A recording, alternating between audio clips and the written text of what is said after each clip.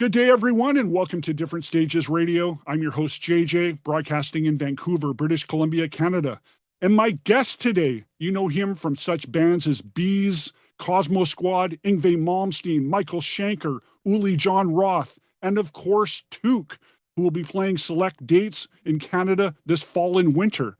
Please welcome my guest, drummer extraordinaire, Shane Gaalaas. What's going on? Hey, JJ, how are you, man? Pleasure to have you on Different Stages Radio. Hey, How are things in your world? thank you for having me. Everything is wonderful. Yeah, things are going really, really well right now. Well, I appreciate the time I you're making today. But yeah, it looks like Toque had a pretty busy summer, some pretty stellar festival dates, along with some shows of your own, dates with Def Leppard, a couple. We can get to that kind of mystery show. And then yeah. also Joan Jett and Foreigner and Queensrÿche. Like, how was all? hmm Have you had time to reflect? Yeah, this has been probably the busiest summer that we've had. They had a busy summer last year also, but I was in Japan. But it was crazy. We were playing, some stadiums and some big outdoor festivals with Def Leppard and Joan Jett and Foreigner, and it was really fun. Like when you're on those festival gigs, sometimes it's like you're playing if you're playing early, typically there's not a lot of people there, but it was like we'd start playing and it seemed like the place would fill up, and by the end of our set, we had a really good crowd, really big crowds, definitely the biggest crowds we've ever had. I think, aside from we've done some specialty shows for NHL and CFL, but it was like a big rock, legit rock show. And so that was a lot of fun playing our originals. So we played a lot of our originals on those shows, and that was cool. We love doing the covers, but we also, love playing our own songs since we've been writing, a lot in the last few years. So it was epic. It was great. It's a great band. It's always a gas hanging around with the guys. And yeah, it's just a blast. And speaking of originals, this past July you released the single for Fighters. How was Yeah. that received, and how's that coming across? I think it's one of our strongest songs, actually. It's seems to go over really well. It's always weird playing a new song or even originals. A lot of times, our fan base will come out and they're used to seeing us playing, all the covers, which we've sort of established ourselves as a, sort of a band that plays all these, classic Canadian rock bands. So to see them like getting into our new songs and singing along with some of the ones that were the older songs that we've released, it's like yeah, it's like it really feels like we've kind of you know it, the intention was to at some point start writing and become an original band, and it's come to fruition. Now we play originals and people know the song, they sing along with the songs, and we're getting some airplay now up in Canada, and yeah. So when we play a new song, it's like people are digging it, and I think the Fighters is it's strong. Live, it's a powerhouse of a song. So And I'm wondering if you've cool. ever given it any thought, though, with the originals and then the covers, of perhaps having two kind of umbrellas of the band. Has that ever been discussed? Yeah, not really. I mean, like I say, we love playing all those songs. We grew up on that stuff, and it's definitely a part of us, and I'm sure we're going to be playing that stuff, till for forever. But to do two different things, I'm not sure that we cross-pollinate that way. It's interesting. I mean, maybe it could be done. Anything's possible, right? This day and age. Well, I Um, had a bit of an epiphany when you were playing with Def Leppard. I don't know if you're aware mm, of this, that when they did their Viva Hysteria run about 10 years ago, I think it was thereabouts. They did a couple weeks in Vegas, but they did a bunch of shows where they opened for themselves as Dead Flatbird, where I did not know. they did nothing but obscure early Def Leppard material, not the obvious tracks. So essentially, it was an evening with, but two bands, yet the same band. Dude, So I'm kind of wondering now, with you now playing with Def Leppard, if this might be something that might be perhaps a consideration. I think you just wrote the ticket, man. That's great. I'll have to bring that up with the boys. But that's a great idea. Yeah, we open for ourselves. We just come out like I don't Well, know, yeah. in Canadian hockey jerseys or something. And Well, yeah, that would be fun. well, and here's the further one too. I'm thinking it's almost a year ago when I was talking and had Todd on the show, and I said, is there maybe some thought that maybe you could do a bunch of classic American covers and call it Beanie instead of, and perhaps, right there, there's just ideas. I'm just I heard that throwing one. these ideas. Yeah, yeah. I know, getting a Again, little out of again, control. that would be fun. That'd be it. That's a great idea for sure. I'm down. Now, with all these great covers that you do, and they're done with such respect and fun and intensity, like they're wonderful. Mhm. Are there still some that you guys are entertaining, or is there something that you're thinking I would really like to do that, and maybe the rest of the guys maybe aren't so on board with a certain band or track? All the time. We're all. I mean, if we're driving to a gig or something, one of us is singing some old song. Chances are 80% of it's Canadian song. And so yeah, we're always finding out, hey, we should play, blah blah blah, this song or Anvil or Anne Murray. Can we do Snowbird? Can we rock up a Snowbird version? So yeah, that's all. I mean, there's a lot of great bands that we still have yet to start playing, like Triumph. I know Todd and Brent just did a couple shows with Triumph. So now I have a hunch that those are gonna make their way into the set, or at least one of them soon. Accidentally on purpose, Yeah. like that. But yeah, I mean, there's just so much of a catalog, right? There's so much great music from Canada that we haven't even tapped into a lot of it, honestly. But yeah, so I'm sure, every run we'll usually slip in a new song or a couple new songs here and there. That's awesome. Yeah. But thinking with Canada and how well Toque has been received and how well people know Toque and they know you from Toque, but I think Mhm. there might be a lot of people in Canada and elsewhere that don't know the many other things that Shane has been involved in over the years. And Mhm. Bees in particular was a massive success for you. And I wanted Mm. to touch on that and maybe give you a chance to fill people in that might not have known what you had been doing for a good chunk of your career and how important that was Mhm. to you. Because I imagine that was just a phenomenal opportunity for you because that band is massive. Yeah. Yeah, yeah, where to start? I mean, I'll just kind of sum it up. I was in Canada. I graduated from a small town, a high school in a small town, and I moved to Calgary and I played in some cover bands back in the late 80s, mid to late 80s, when, the circuit cover scene was really big in Canada. We would play like nonstop. From city, we'd stay in one city in one hotel and we'd play 6 nights a week. And then we moved to the next city for the next week. And we do that literally like year round. And I did that for probably 3 to 4 years of my life. And during that time, I actually went to Grant MacEwan in Edmonton and studied at a jazz college. And I think that's where I first got the taste of, boy, I'd really like to see what other types of music I could get into playing. And and then so from Grant MacEwan, I went back out on the road for a couple more years into the early 90s. And then I was approached by Paul Deen from Loverboy to come move to Vancouver and play in his solo band. So I ended up moving to Vancouver and I ended up staying in Vancouver for about 3 years.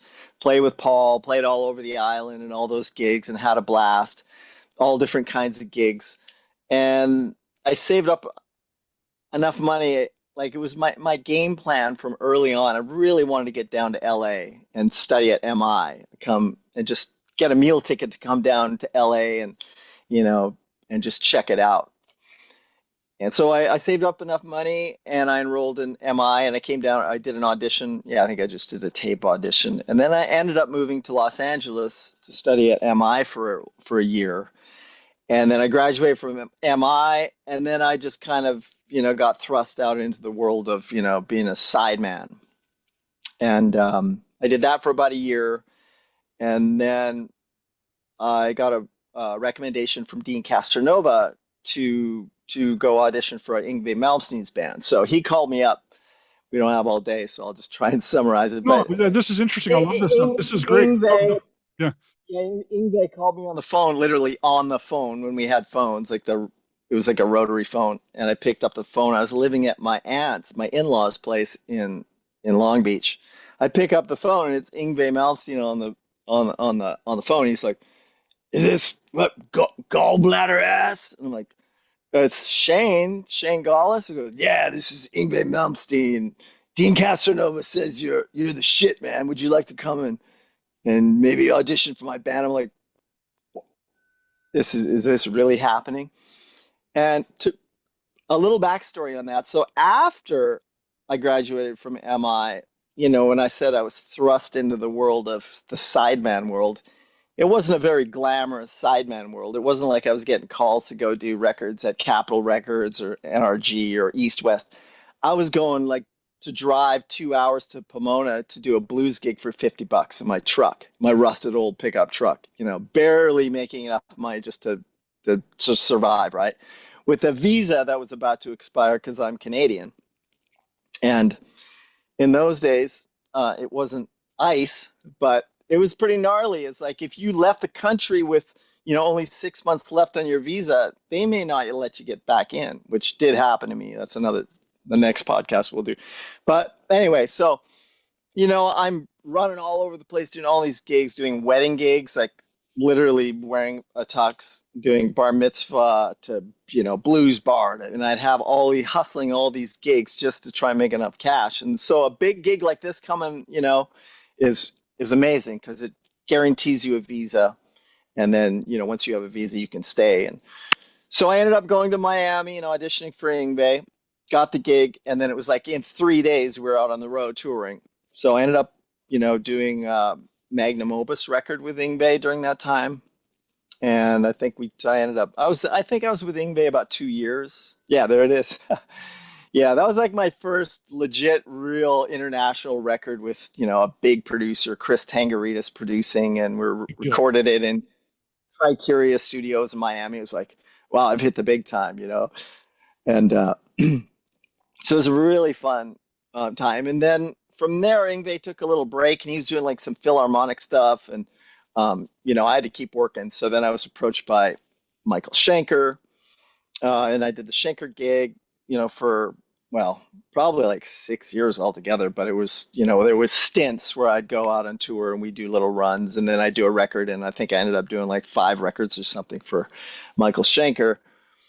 And then that turned into like Mike Varney shrapnel record sort of days where I did a lot of those instrumental, rock shred guitar player guys from, the mid late 90s, and worked with Glenn Hughes. I did a couple of those records at Hughes Turner Project Yeah. 1 and We 2. talk about those. Yeah. With Joe Lynn Turner. That's awesome.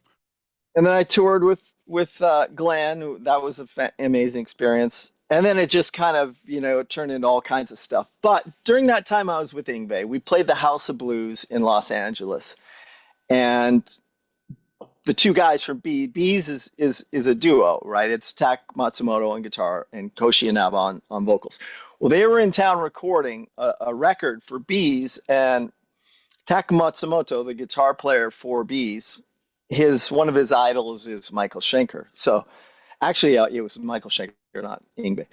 So I'm playing at the House of Blues with Michael in Los Angeles. Bees came down, and then it was like a couple years later, Bees was looking for a drummer, and then they inquired to find out who that guy was playing with, Michael Schenker at the House of Blues. So that's how that happened. And then I was approached by their management to do an audition in LA, and so I did that. And long story short, I ended up getting that gig, and that was 2001. So I flew to Japan. It was kind of like a 2-part audition where they wanted to see if I could hang in the studio. So I went there to Tokyo, and I ended up recording like 3 songs with Billy Sheehan on bass. That was 2001, right after 9/11. And then 2002, I started touring with Bees, and then I was pretty much in Bees for 17 years, I guess, and touring. And I think I recorded 130 songs for them or something over the course of that whole thing, and playing big stadium shows, domes, and all that stuff. So, and it was just a really amazing time for me. And then that kind of went on hiatus for about 7 years, and then now I'm kind of back I'm doing another tour with them this winter. Awesome. When does So that that's where we are. Did I get everything in there? Did I answer your Not question? bad. Well, I wanted to ask you a bit about that moment that you had where you were able to do that EP for Bees. That must have been Mhm. a huge opportunity and perhaps maybe a bit overwhelming, or how did that go for you? Yeah. I just had this idea that, I wanted to I just approached them about, taking one of their songs and doing sort of like an English version or a like a Western version of one of their songs or a couple songs, which turned into a whole EP. But um, yeah, and I just ended up kind of rearranging and retracking some of the stuff, and we went back and forth. And then I had Koshi do some vocals on it over here, and he did some in Japan. And then I got Corey Churko on board to help mix it, and we sort of mixed it and produced it together. And it turned out it was a fun project. It was we just ended up. I think there was 5 songs we did on that EP. But yeah, it turned out pretty cool. It was a lot of fun. Good for you. Now, back to Magnum Opus for a second with the Yngwie Mm. album. Is that when you met Barry Sparks? Was it around that time, or did you know him before? Because No, that's that was two you built quite a relationship. yeah, that's when I met Barry, and then through that turned into Michael Schenker, and we did a lot of stuff. And then whenever there were like breaks, we'd play on a lot of the same records, and that's sort of like where Cosmosquad was sort of spawned out. We were in Phoenix at Phase 4 Studio recording Michael Schenker record, and I ran into Jeff Kollman, the guitar player. Yeah. He was in another studio in Phase 4, and we started hanging out, and we totally hit it off. We're like, into the same music, the same age, and that's sort of how that relationship came to be. And then the three of us got together and jammed. And it was like, wow, let's do something with this. And that was sort of the birth of Cosmosquad right there. And what's the status of Cosmosquad? Is it kind of on hiatus or dead in the water, or you'll see what You, happens? I mean, we did a run earlier this year. Hmm. And it's always a blast playing with that band. Jeff, he's my brother, and I'd love to be able to do it more. It's just he's so busy, and I'm so busy, and it's just hard. It's scheduling. It really comes down to scheduling. I mean, we have to prioritize at this. We all have mortgages and cars and wives and kids now coming. Um, Yeah, so congrats, when by you, the way. That's awesome. oh, Congrats. thanks. I was going to get Yeah, to that and say that's huge. Good for you. yeah, Bravo, thanks, bravo. thanks, Yeah, thank you. carry on. So we have, if there's a big tour, it's like, I'm gone 3 months or 2 months or whatever it is, and it's just hard to schedule it, But we're going to continue to play. It's just a matter of, can we schedule it together where we're off together? That's the trick. Yeah, so the relationship's there. It may happen if schedules align. We Oh, could see it some. will happen. Yeah, yeah. Yeah. We're talking about doing releasing a single kind of sometime in the near future, hopefully. It's just, I know Jeff's like, he's had a crazy year. He's been all over the world touring, and because they have a new record that came out. And then me, I've had, this year's been really busy for me also. So, and the rest of the year is pretty much booked also. So we'll get back to it though sooner or later because it's a fun band. No doubt, no doubt. Now you And touched. Jeff's amazing. Oh yeah, no, Jeff's ridiculous. Jeff is, I think, severely overlooked. Jeff Kollman with a K, Kollman for people who are wondering. Jeff, look Yes. him up. He rips. Uh, Yeah. now you mentioned Maniac. earlier, you mentioned Glenn Hughes. Hmm. I adore Glenn Hughes. Was lucky enough Oh, to have him on the show a few weeks back. How was I that? saw that. That was incredible, dude. Like that was Yeah, for a live like that band and tour and just that whole episode of my life with Glenn was incredible. We were played a lot of Eastern Bloc Europe shows, and in the Glenn Hughes in that particular tour that we did, it was just a three piece. It was JJ Marsh on guitar, mhm. Glenn and playing bass, and and me, and we just, it was real jammy and funky and loose vibe. And it wasn't like, I don't even know if we rehearsed. I think we maybe ran through a couple songs or something before that run. And JJ Marsh is another just freak of nature. So we would go out, and Glenn, of course, just kills it live. He was just an incredible singer live and improvising. And, it was just like we play songs, but, you just never know. Glenn would be like, all right, bring it down, give me a kick or whatever. And then we'd branch out. He'd like start some riff just out of the blue, totally, separate, not rehearsed, no anything. And then we just take off on that train for a while and just jam. And it was kind of like, his first band Trapeze was kind of like that, right? Live, they jammed. So it was kind of that, a throwback to that. And then of course we do the Purple stuff and all that too. But and then he's just a funny guy. Like I was just in stitches the whole time. He's just, a crack up off stage, and a great dude, and just a solid bass player, and then had chops too. Like he could play anything really. And then of course vocally he's ridiculous. So it was a lot of fun, and just 3-piece, lots of space on stage. And, we could jam, and the gigs were cool too. Like we played like Moscow and Poland and a lot of sort of Eastern Bloc stuff that I hadn't really played before, and pretty big venues also. He could command a pretty big audience in Eastern Bloc stuff. So I think we did St. Petersburg also, and I did the train St. Petersburg to Moscow, which I'm not sure we'll ever get to do that ever again. But yeah, so it was a fun era. And Lynn Turner, we didn't play him live. He may have came out to one of the shows, I think the East Coast shows. Yeah, I think he did a couple of tunes, but it was more even in the studio. I met, Lynn Turner, and he's another incredible singer. And yeah, so I've just been lucky, to work with those cats, man. But with those Glenn shows, it sounds like, so loose yet so tight at the same time, and just having the Yeah. ability, just how does it feel right now? And this is where we go. It's capturing the moment. And I love that. I love that aspect. So I went through all the different phases musically. I started out as a rocker, and then I went to Grammy Q in Edmonton and got into jazz, and really got into jazz, where I just snobbed out on jazz, and I just kind of, I wasn't into anything else, and I just wanted to jam and play funk and fusion and Latin and all this stuff, and that's where kind of Cosmosquad sort of, came into play. And then I go back, I go through I morph through all these different, musical journeys, I think, along the way. But Glenn just sort of encompasses everything, that's why I really love playing in that band.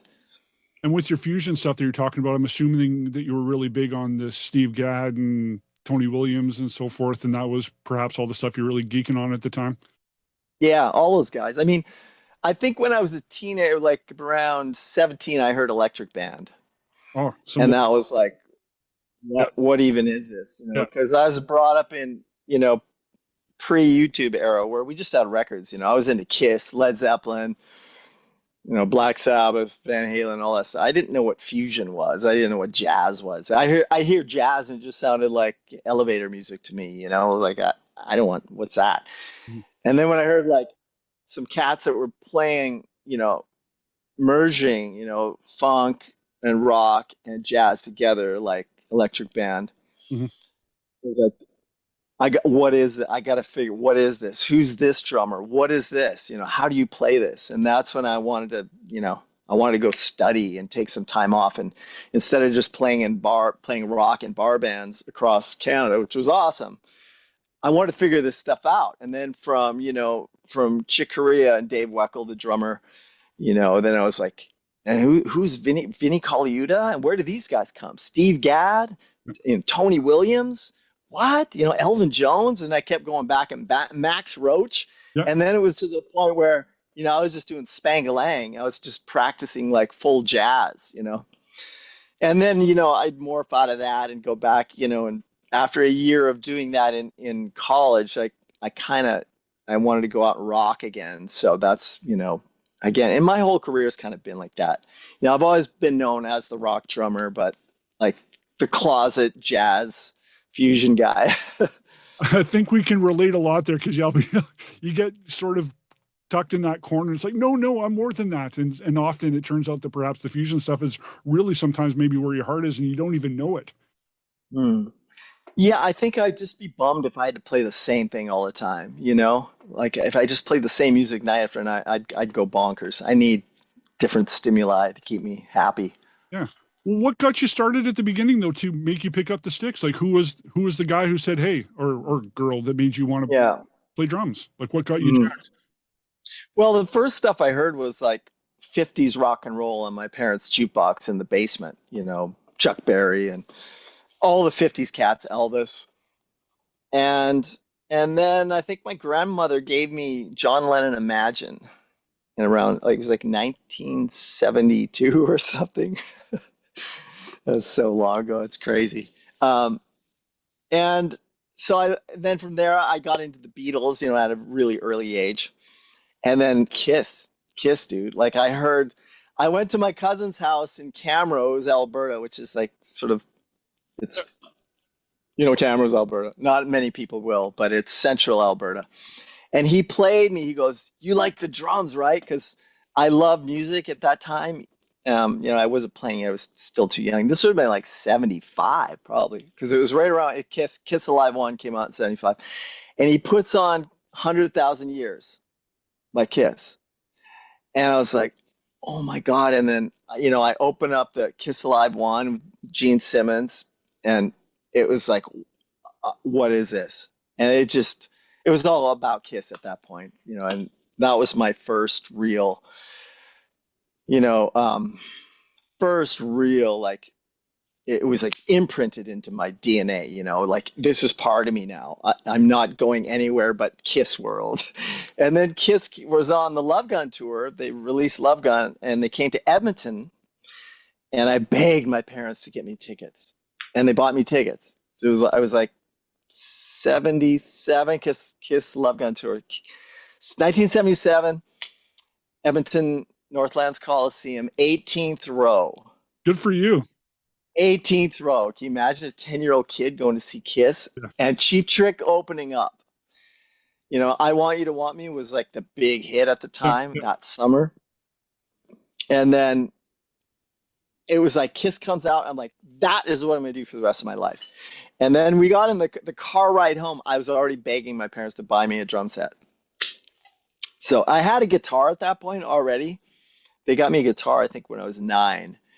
But then I saw Peter Criss and I was like, you know, that's what I'm going to do for the rest of my life. So I begged my parents and I got home and finally they bought me a drum set, Maxwin 5-piece, really cheap Hey, um, drum set. But that was it. So yeah, I was like 10 years old and and then it was just Kiss, Kiss, Kiss. And then it was like Led Zeppelin, you know, like Led Zeppelin came and Van Halen and Rush and then you just go through all those phases as a kid, you know, all the rock stuff, Sabbath and Priest, Maiden, Scorpions. this Um, Uli, oh, you're wearing an Uli shirt. Cool. broke out the Uli today. Yeah. Yeah. So like the early Scorpions, you know all about that, right? Yeah. Virgin Killer. Oh When yeah. we heard Virgin Killer, you remember that? Oh yeah. In Ridiculous. Trance, Yeah. Ridiculous. Pictured Life, like Catch Your Train. It's like, what is this? And, you know, And then you get to play with them. I got to play with Uli. Yeah. What's that? That must have been cool. Uli's a really sweet guy. Yeah, Uli is you're absolutely right. Sweetheart of a guy, and you know, both Barry and I did that gig, and you know, he was just the most non-rock starish dude that I'd ever worked with up until that point. Just a really humble, really, you know, highly intellectual guy, right? Very spiritual, and you know, we were always like, dude, can we play like Pictured Life in you know, we were rehearsing to do his record. And Don Airy was there too. So when I went to Uli's place in Wales to record. I forget the name of the record right now. What is it? Oh, the, Not Beyond the Ass. the Transcendental Beyond the Ass. guitar. I think it was that one or Yeah. the one after. And Don Airy was there. You know, of course. You know, Mhm. Ozzy. You know, the whole Ozzy thing. So we went to Wales, Barry and I, and we stayed in Uli, literally lived in a castle in Aberystwyth on the coast of Wales, and we recorded that record. And we are just in the, jamming throughout the day, working up these songs, and then we'd record them. But during that time, we're always like between, jamming the new material we're gonna play. We're like, dude, let's play Catch a Train. Can you play, And we like I always start, some groove or something from and we try and egg him on to get him to play. And once in a while he'd take the bait, he'd like take the bait and start playing with us. We're like, yeah. And then he'd stop. He's a pretty humble guy too. Like Uli was he's so crazily talented. He was shredding guitar before basically he was like to me the first shredding guitar player. Like who's before him that Well, was playing? really, really, yeah. While still having a melodic song behind it too. That's There was John McLaughlin that was playing those kind of figures and stuff, but maybe before, I don't know, is that like my Vishnu maybe? maybe, yeah. But John again, yeah. but it's like Uli, dude, is the guy that started that whole thing. Yngwie comes right out and says, yeah, it was like Uli. I listened to Uli and you hear it and you hear, Yngwie that he's taken Uli stuff and just taken it to the next level, right? But so that was great, amazing, playing with Uli. That's awesome. And I wanted to ask you a bit too, because I think people may not know that you have a fairly large solo album discography yourself. And it's been 10 years now since your last record. Is there anything? That's right. Yeah. That's crazy. Where did that time? Yeah, Bittersweets from the Red Room. Yeah. You're right. That's like 2015. Yeah. That was an instrumental record, and then before that would have been Ascend. It was like a year or 2 years before that. So yeah, I've always been into, I play guitar also and write songs and I've always been into singing and all that stuff too. It's just I don't have the time anymore. I'm sure the schedule just goes up, but it's something It's like, you'd like to do. yeah, I mean, I'm always picking up the guitar, writing songs, and with Toque we write songs, and I'm arranging songs or doing video game music where I'm playing guitar. I just don't have enough hours in the day to do all these things. It's like being the drumming in my life. It really has to I have to make it count. It's like I got to make sure that I'm making money, doing something that's generating some income, because I'm not like, 18, 19, 20, or, even through your 20s, you're like, yeah, I'm just going to play guitar all day and write a song, It's like my day is pretty regimented. Yeah. You got a baby on the way, so that has to be huge priority. There is that. Yeah.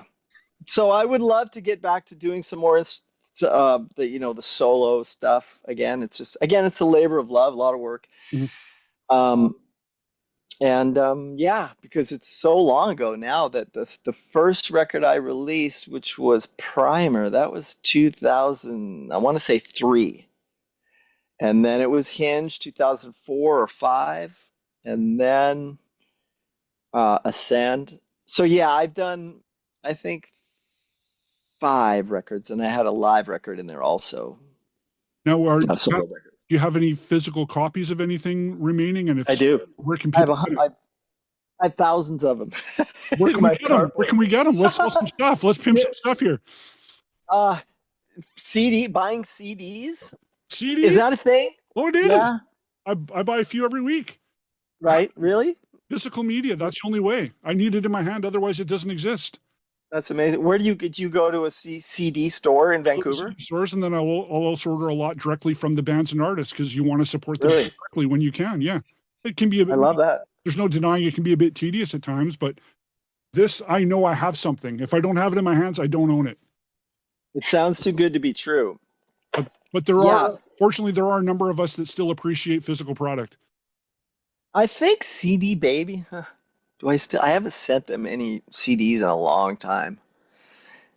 I'll send you some stuff when we get off this thing. I'll get your address and send you some stuff. Okay. I don't even know. I think, or CD Baby. You could probably get it on CD Baby. Okay. You know. We'll post some links because I want to sell some stuff for you. Thanks, bud. Now, once again, back to Toque. We got 3 big shows happening. One is happening tomorrow in Moose Jaw, September the 6th. Yeah.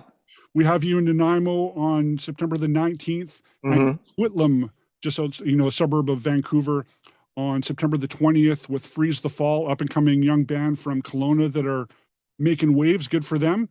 Yeah, cool band. Yeah. Are you coming to the show? Oh, of course I'm coming to the show. I was at the last catastrophe last fall, so I'll be at this one too. Oh, were you? Yeah. Cool. Right on. Yeah, no, I think I did.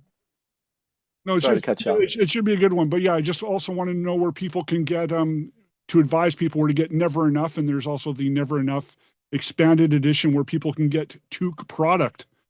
Yeah. Yeah, I mean, we've got that game. Toque, we have all that stuff covered.